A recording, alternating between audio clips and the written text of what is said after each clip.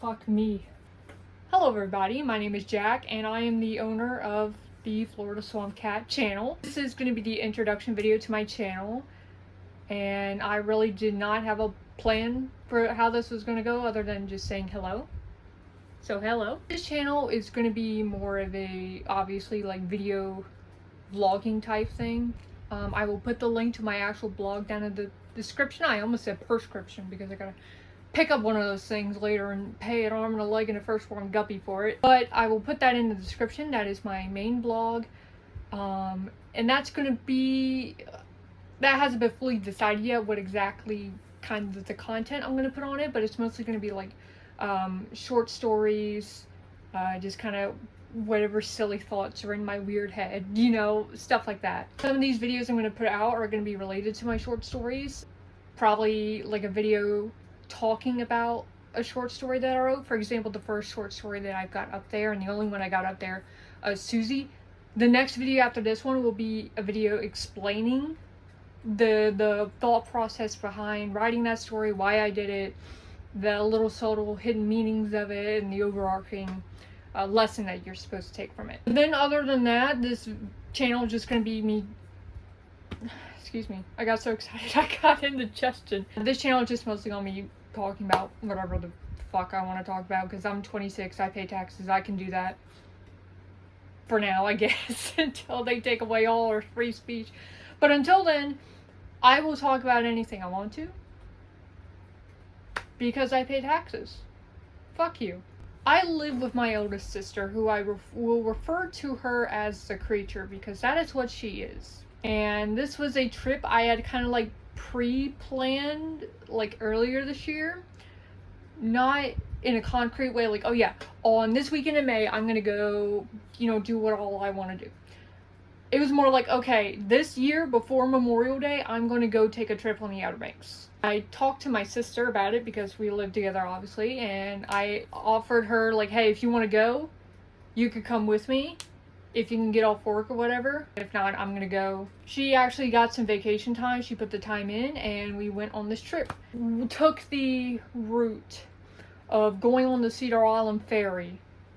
And we took the Cedar Island Ferry to Ocracoke. And then we took the Ocracoke Ferry to Hatteras. And then we drove all the way up the Outer Banks, over Manio and Roanoke. And then back through, I want to say Tyrell and Washington County. And then we went down and came home like that. I live in Eastern North Carolina. You could tell by my accent, I am very much from, honestly, the areas that we went to. We had to get up at like 5:30 in the morning. Which I'm usually up by like 5, 6. If I wake up later than 6, I either had a really fucking good night of sleep, or I am fucked up. One or the other. And she drove my car, and we took my car the whole time, of course. And we got up at 5:30. Well, I got up at 5:30. She bragged the whole night before that she was going to get up at 5:30. And be ready to go by like, what was it, like 5:45, I think. That was the latest we told each other we were going to leave, because the ferry left at 7:30.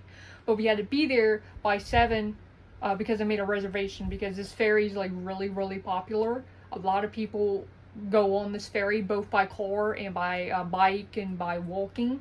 And I'll show some footage and some pictures, probably over here, because that's where the most space is, while I'm talking about this, to kind of fill in the background. It was pretty chill. There wasn't a whole lot of traffic. There was a couple slow cars, you know, like 80-year-old people having dementia out on the road, I guess. We got there with like 5 minutes to spare. Got the reservation taken care of. Got in line. There was like 4 lanes. The first and second lane were already pretty packed. Third and fourth lanes were kind of sparse, but there was a lot of hikers going on this ferry. This is like a double-decker ferry. This thing is huge. And there were like people filled all the way on the top of passenger. There was overflowing of, there's a goddamn fly in here. Son of a bitch, buddy. This was like a 2-hour and 15-minute ferry. The views were absolutely beautiful. I think this will be a good time to show some of the views I got. I love like coastal living and stuff. I don't ever see myself living in like the hills or the mountains, or even in like the Piedmont, anywhere. Like, I want to be on the beach. I'm that type of person. It went pretty smoothly, except for like the last half hour of this trip, or this ferry ride. This fucking guppy, and by the way, I use guppy as a slur for children. I even call my niece that. So, like, behind us, where we were on the side of the, can't even talk. I got this fucking guppy started losing their goddamn mind. I don't know what was happening. It wasn't like anything horrible, because it wasn't like the death wail of a Victorian child dying of tuberculosis or something. This was like the wail of a child that their iPad fucking died and they couldn't charge it. Like, it was that kind of like desperation 5-year-old iPad child wail. And this went on for at least 20 minutes. Near the very end of the ferry ride, the child like calmed down enough to where you would hear like a sometimes. But like 20 minutes, this kid like absolutely was wailing and crying and screaming, and I'm surprised it didn't fucking throw up. It might have. There was a point where he kind of stopped for a minute or so, and I got a little excited because I'm thinking, oh, thank God. They got it under control. I don't understand, and I'm not talking about like infants. Like, you can't make an infant not cry unless you do something really bad to it, like shake it. Don't shake babies. But I don't get parents who just like let their kids scream. Like, stop that thing. Please. There's other people around you. You have to teach your child that just because your iPad died does not mean you get to act like Chernobyl's about to blow up 2 miles from your home, okay? But other than the guppy situation, the ferry ride was very calm and beautiful, and all sorts of good vibes coming from it. And then we get on the Ocracoke. We take her car because we weren't going to walk. She's like 200 pounds and 5'1". She ain't walking no long distances. The first shop we went to was a place called Over the Moon, and it was a nice little store. I didn't really buy anything in there. I felt like things were really overpriced in there, but it was very, very quaint, very nice. A bit of a eclectic vibe in there. But, and I forgot to go grab this, and I'll grab this in a sec. You'll see it cut here. They were having a yard sale right behind the building, and I got this jacket. It obviously does like this. I bought this for like $5, and I really like it. I will not be wearing this until like maybe October at the earliest, November. But this is really nice. It's got these little things, and it's also got extra buttons. I'm not gonna do the buttons, I'm not too crazy. It needs to be washed, but I like this. Then after we went to that shop, we kind of had like a mental time frame of how long we wanted to be on the island. We went to actually visit the grave of a lady who used to live a couple doors down in our apartment building that we used to live in, the one I grew up in. She was from Ocracoke. Her name was Miss Ellen, and she was a wonderful lady. She gave me a lot of gifts. I, for the longest time, had a shirt that she gave me. It was like a sweater shirt with all the different Ocracoke lighthouses on it, but it was mostly like Ocracoke themed, and I kept that for like 20 years. Like, that was a big thing that I used to remember her by, and I still have postcards that she sent us, because I think in her later years when she got sick, she moved back to Ocracoke to be with her family. She's been dead good 12 years, I think. Yeah, I think 12 years. After that, we went to another shop. I believe it was called Pirates Cove, and that's where I got the first set of trinkets that I got, and I'll show them to you. I feel like I got more, but I forgot now. I got this. This is like a keychain. It's got a little starfish. Or a sand dollar, excuse me. A seahorse, I think that is. Yes, that's a seahorse. And then a little tag on the end. This is Ocracoke Island. I'm not sure if I'm going to put this on my keychain, the keys to my car in my house, or if I'm going to put this on like my mailbox keychain, because I just have 2 separate chains for that, because I would never ever be able to tell any of the keys apart. And then I got this sign. It says, I don't know if you can read that. Sometimes I open my mouth and my molar comes out because, yeah. What a woman. And after that place, or it might have been before, I'm not sure, the whole thing's like a blur to me. I had my sister, stop in a antique store. And it was like this antique store that was being run out of some dude's house, which was like a little odd, but at the same time, it was like, this could either be the sketchiest thing ever, or this could be the greatest thing ever. And it actually turned out to be a very good thing. I got a 1904 V nickel. Let me see if I can, sun's come out, but you know, that's not right. But a nickel, 1904, I got it for five doubloons, $5. There's the back of it. Yeah. I'm a big coin collector, so getting something like this for $5 absolutely made my day. After that, Jesus Christ, the sun's in my fucking eyes. The one strip of sunlight coming over our shades here.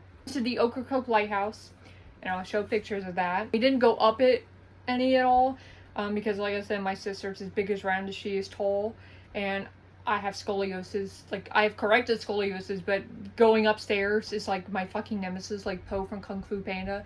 That to me, facing any sort of like inclined surface. But we did go up to it, stood there for a minute, took some pictures, and then we left. Then we drove to get on the ferry to go to Hatteras. The drive there was very, very, I almost want to say whimsical, but it's not quite whimsical. The drive there was a lot of like dunes on the side of the road. They were dunes on this side too. They were like grassy dunes. They were not that tall. If the road is like here, the dunes on this side were here, but the dunes on this side were like up here, and they were just sand. And this is why during every fucking hurricane or nor'easter that comes through, all the sand from this side just get blowed over the road, and the road is absolutely gone. The roads on the barrier islands, especially like on Ocracoke and Hatteras, they get like washed away every storm because that's just how the landscape is.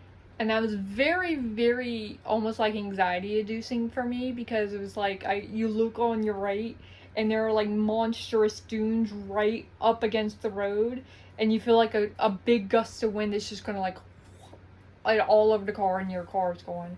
But it was very beautiful. It's very isolated down there. Other than the actual village of Ocracoke, which is like on the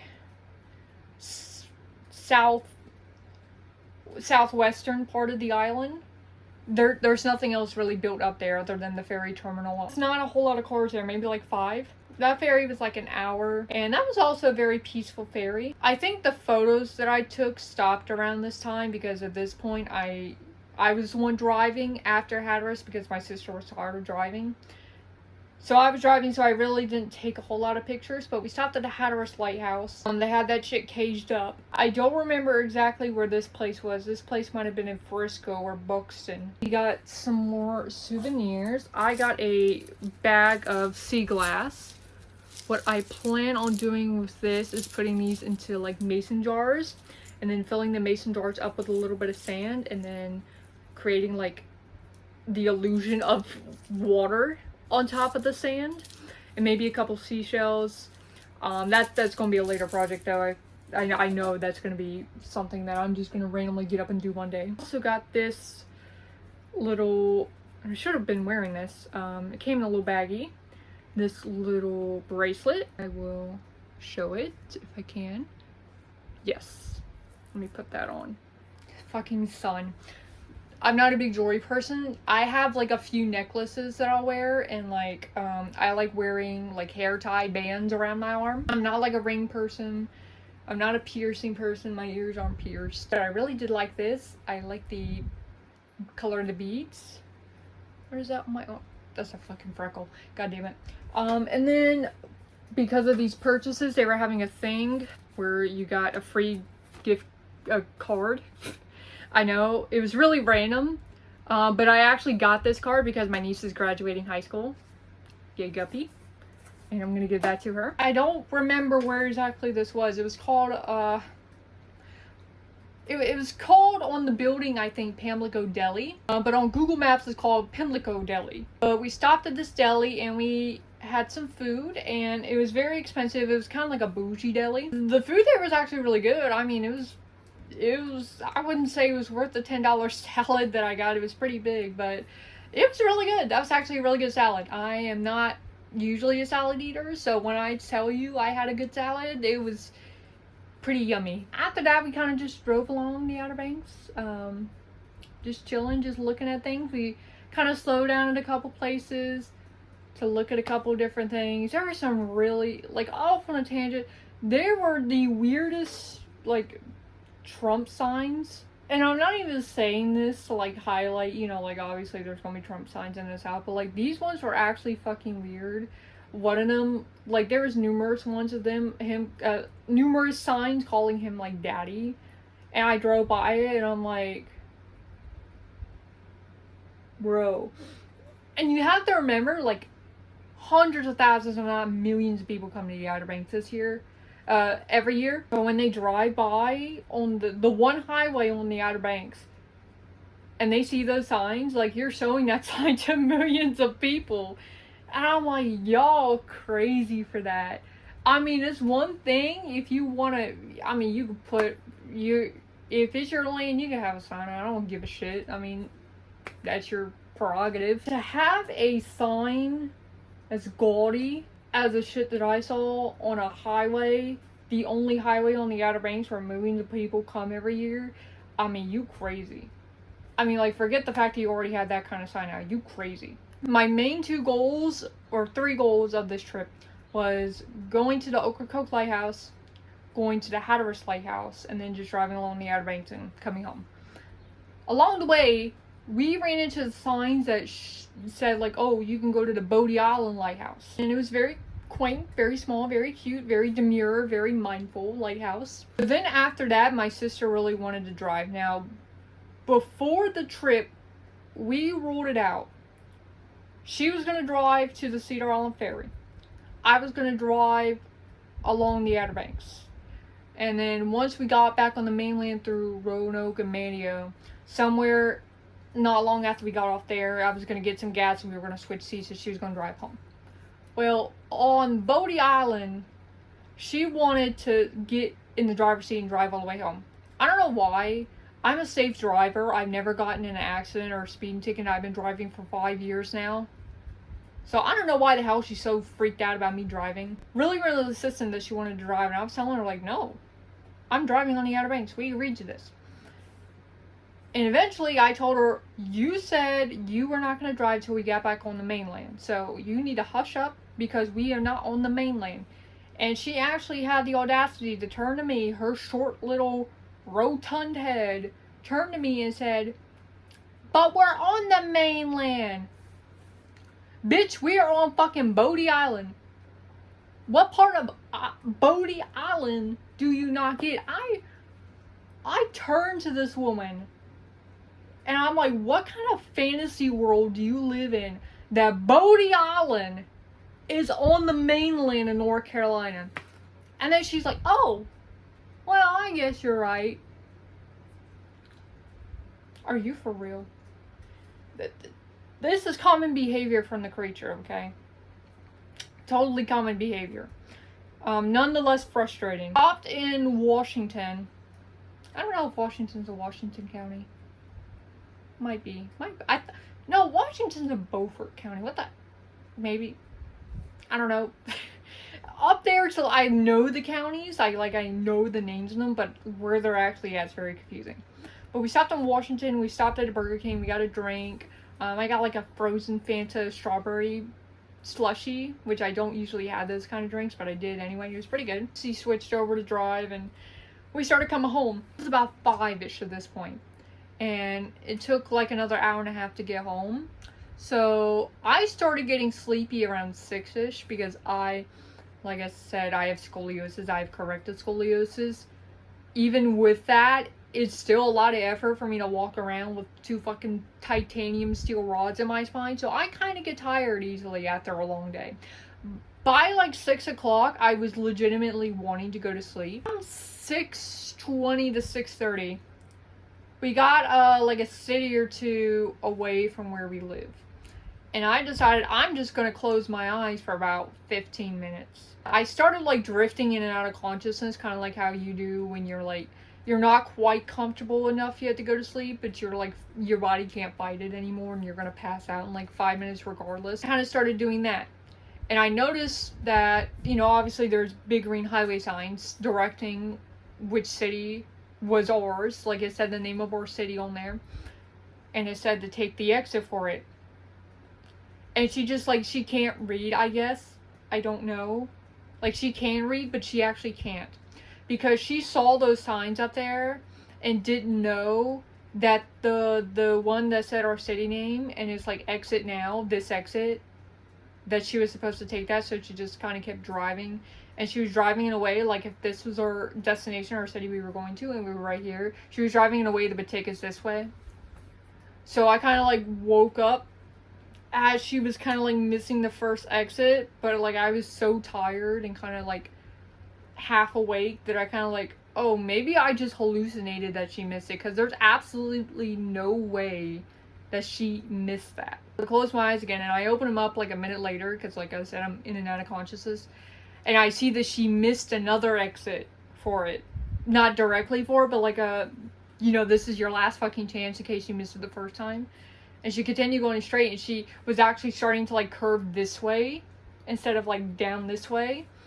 And that's when I like, because I had taken my glasses off, so I like put them back on and I sat up and I'm like, what the fuck, why didn't you take that exit? Like, where are we going? At that point it started to click in my mind, like she missed two very obviously marked exits for us. And I was like, what the fuck are you doing? And she's like, I can't, you know, I can't read the signs.